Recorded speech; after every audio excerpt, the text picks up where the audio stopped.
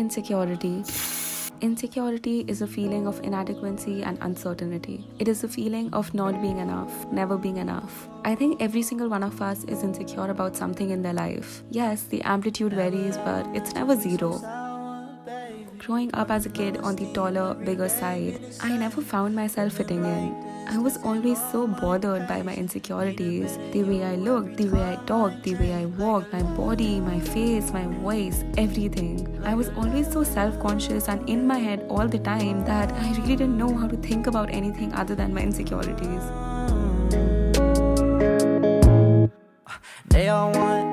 Naturally, this led to me lacking communication skills because all I wanted to do was stay aloof, stay unnoticed. I thought I wouldn't be able to make friends, so I never even tried. I literally had no friends in school, so it shouldn't even come as a surprise to you that these events led me to have terrible social anxiety. Even now, I can go weeks without having the urge to go out and meet people. Thus, the lockdown made my life so much better. Never ever meant to be so sour, baby. Running out of steam. In current times, I would like to think I have real life friends who I love and trust, but all those years when I was alone and lonely, YouTube was my escape. I found myself virtually connecting with people on the internet who literally didn't even know I existed. I started enjoying my own company too, and the constant feeling of loneliness was fading away because I truly believed that somebody on the internet was rooting for me. They believed in me. And it don't really matter where we stay, 'cause, babe,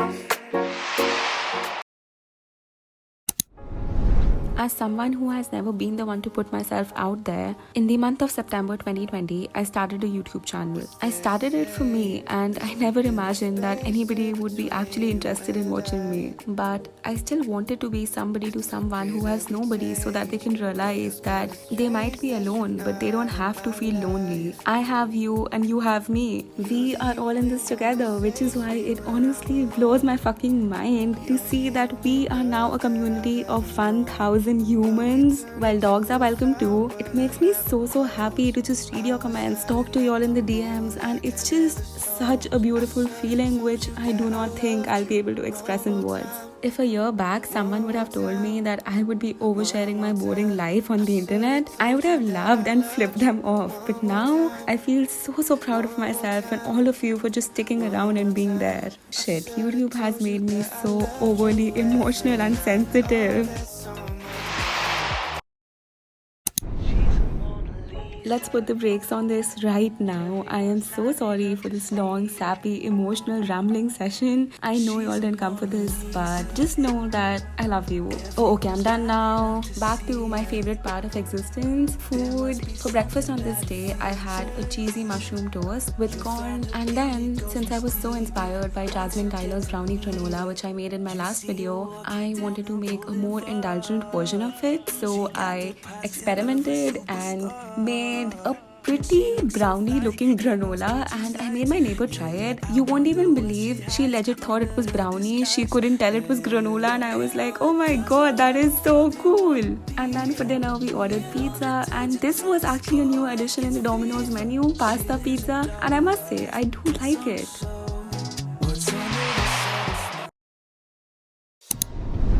Do you have times when out of nowhere you suddenly start craving thick sandwiches? And I was craving one so bad, so I just pan fried some paneer and then added some barbecue sauce to it. Meanwhile, I cut up some veggies and then basically assembled with mayo, ketchup, veggies, paneer, and it was so freaking good.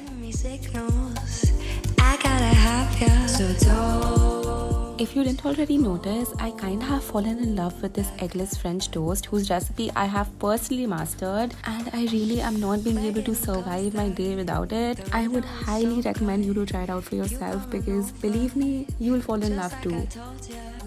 Also, this I'm pretty sure you have noticed, the lack of yogurt bowls in my diet. It's because I had a really bad cold and my mom basically banned me from having anything cold, including yogurt. So that was very sad. And then for dinner, I made this pesto alfredo, and this I posted on Instagram so long ago. So again, shameless plug, go follow me there if you want a lot of amazing recipes.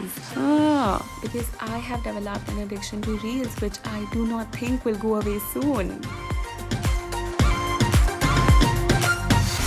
Looking so lovely. French toast again, but this time with buns instead of regular bread. And this was actually for Nutty Foodie Fitness, aka Stephanie Joshi's pancake challenge. And again, Instagram, if you know, you know. But can we just talk about how freaking beautiful this entire stack looks? That's actually unbelievable. Then I had this fruit chart which my mom made, and it was absolutely amazing. And then I snacked on a lot of brownie granola, and then I tried to make this chocolate avocado mousse which has been trending for over a year now, but I never tried it myself. So I did, and it was interesting. But to wash down its flavor, I did have a lot of peanut butter. Peanut butter satay noodles is something I make every single week, maybe more than twice a week sometimes also, because they just taste so good. So I just pan fried some veggies with some olive oil, garlic, and season it really well. And then I baked some cauliflower and some paneer in the oven. And have you ever seen purple lavender cauliflower before? Because I didn't know they existed, and my mom just randomly got them, and I was like, what the hell? I mean, how? Ever since I did the eating like my favorite vegan YouTubers for a week video, I have just been microwaving my oats because it's so much easier and the texture is so good too, which was my main concern because I thought microwaving wouldn't cook them properly, but they do. The angles could have been so much better. I literally did no justice to this coffee. Y'all know I'm not a big avocado person, but avocado chickpea mash on the other hand, yes please. I love the texture, I love the flavor, I love the combination. I just love it so much. And especially when you don't toast your bread, the soft bread, the mushy mash, and then the crunchy cabbage, it's just a party in your mouth. In my house, there is literally zero wastage of peanut butter and also dishwash because this girl does the job better than anybody else. For dinner, we ordered some takeaway. Here we have some malai kofta, some dal makhani, some naan. Okay, the time is up. You basically saw what I wrote. But anyways, thank you so much for watching. I'll see you next time. Bye!